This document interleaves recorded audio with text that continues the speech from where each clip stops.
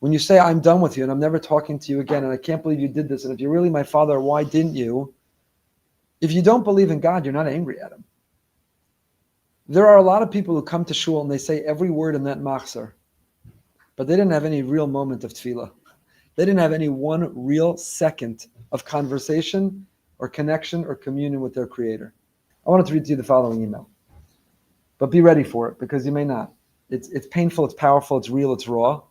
I'll tell you the postscript to it. It shook me to my core, because it articulated something that I hope none of us are feeling entirely, but I think and I wonder if maybe some of us are feeling partially.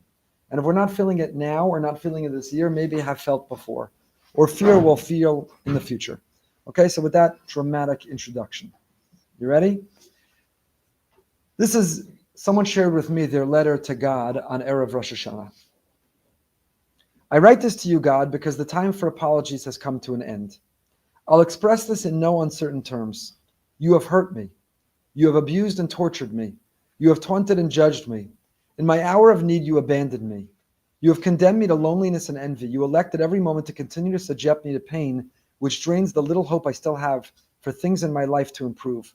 I've been aware of all this for a while, but the time has come for me to say it. You dare call yourself a merciful father? A father who treats his children like you deserve nothing but the staunchest condemnation.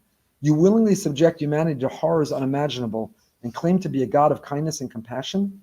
If you are, as they say you are, omnipotent, omniscient, omnipresent, then it is within your power to reverse the sadistic creation you fashioned, and yet you continuously choose to prop it up. Here's what I have to say to you.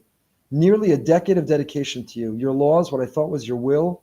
Go on. I'd like you to think about the thousands of times I've prayed, put on tefillin, kept Shabbos, pushed normal thoughts of girls out of my developing brain, and castigated myself when I didn't.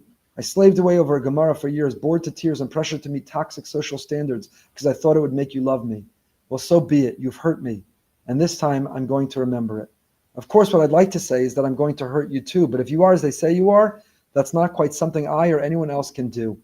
Fine. I accept that hurting you is beyond my control. Fortunately for me, you decided to grant me free will. And oh, I'm itching to use it. This mouth will never utter another word of praise or thanks to you, the source of my pain and misfortune. I'll dedicate my arms and legs and ears to helping those in need because you've abandoned them too. I will forever rue the day your cruel masochism decided to plant me in this traumatic world to suffer and scream. How many times have I prayed to you to heal me, to comfort and console me, to show me the purpose in my pain?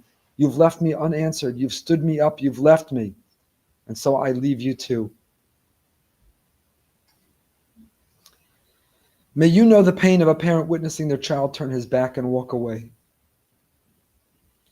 May you feel the seething grief that darkens my days and slashes my guts. May your eyes flood with tears shed over losing your son forever. I don't want you to explain anything anymore. I don't want to hear from you at all.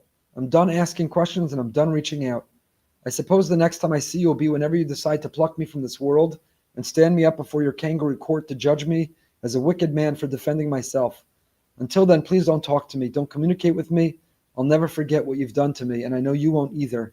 This Rosh Hashanah, I'll be doing something of my own. I hope it was worth it.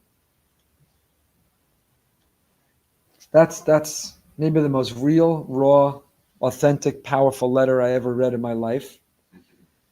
And I want to address it because that's what this other email essentially is saying. How do you reconcile all these challenges and all these problems? The health of her husband, with her parnasa, with the waiting and the longing and the loneliness of her daughter, and all that combination of like, where are you? Where are you? It's easy to see, I saw your hand, I got the parking spot, the thing worked out, the flight was delayed, it turned out, embrace your place. But when you're waiting and you're longing and you're wondering and you're nervous and you're anxious and you get that letter from an anonymous email address. So I'll tell you what I wrote back. This is what I wrote back. And I'm reading it because I want to share with you, not only in saying it to him, but saying it to you. And anyone else who's listening, and anyone else, like I said, I hope that no one here says that's exactly how I feel. But I wonder if anyone here doesn't say that's a little bit, a little bit, a little bit, a little bit. With hostages still held, and families still grieving, and people still suffering, and people we know and love, and maybe some in this room who are still in such pain. Like, where are you? Avinu Malkeinu, you're Avinu, if you're our Father, and you can, why don't you intervene and intercede? Why don't you step in and provide? Why don't you answer in the positive what I'm waiting and longing and wanting and asking? So here's what I wrote back. I've read and reread this so many times, and each time it breaks my heart and brings tears to my eyes. I'm beyond sorry for your pain and experiences. I found your words so real, authentic, and profound, and while they're written to write off Hashem, I see them as one of the greatest expressions of emunah I've ever read. If you didn't believe he's real, you wouldn't bother being angry, disappointed with him, or walking away from him. And so your walking away is in fact an enormous demonstration of walking towards. Maybe on Rosh Hashanah, if you don't want to open a machzor, print this out and read it to him. Scream it at him. If you want to communicate further, if I can help in any way, I'm honored and grateful that you shared it, and so on.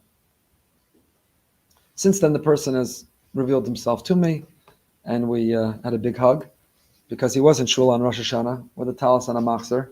I saw him the other day here davening Shachris. And that means to say, it reminds me.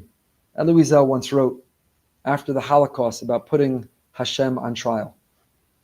That the survivors of the Holocaust, he wrote very poignantly, Wiesel, about after the Holocaust putting Hashem on trial.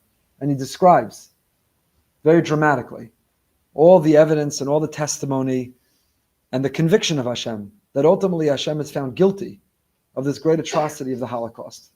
And Wiesel ends that the Beis Din, after finding God guilty, gives a klap and says, Hashem is guilty, as charged, but the sun is setting, we have to daven mincha. That's the image of Elie Wiesel, that's the image of the Holocaust survivors. Hashem is guilty, but we have to daven mincha. Now it's time to daven to him, to walk towards him, to hug him, to feel his hug. What I'm trying to say is that you can feel these things simultaneously. And when one does, and this may be radical, and maybe some people listening may not be so happy with it. Maybe people will dig up sources that say that I'm wrong, but I'll match them by digging up those that will tell you that I'm right, because this is not my own opinion, but it's part of our rich tradition. That when a person is angry or disappointed at Hashem, it's not a failure or breakdown of emunah. In some ways, it's the ultimate expression of emunah. When you say, I'm done with you and I'm never talking to you again, and I can't believe you did this, and if you're really my Father, why didn't you? If you don't believe in God, you're not angry at him. There are a lot of people who come to shul and they say every word in that machzor, but they didn't have any real moment of tefillah. They didn't have any one real second of conversation or connection or communion with their Creator. They could say every word in the machzor, say it slowly, have the longest Shemona Esrei in shul. They could clap every alchet the loudest till you're worried they're breaking their rib cage. But they didn't have 1 second of real connection. And the person who comes to shul, and whatever the words in the machzor, but uses that time to really pour out their heart and have a real conversation. Where were you? Where are you? How could you? When will you? Gives that clap and says, you're guilty of not acting like a father. But now what can I do? Guilty as charged. It's time for mincha.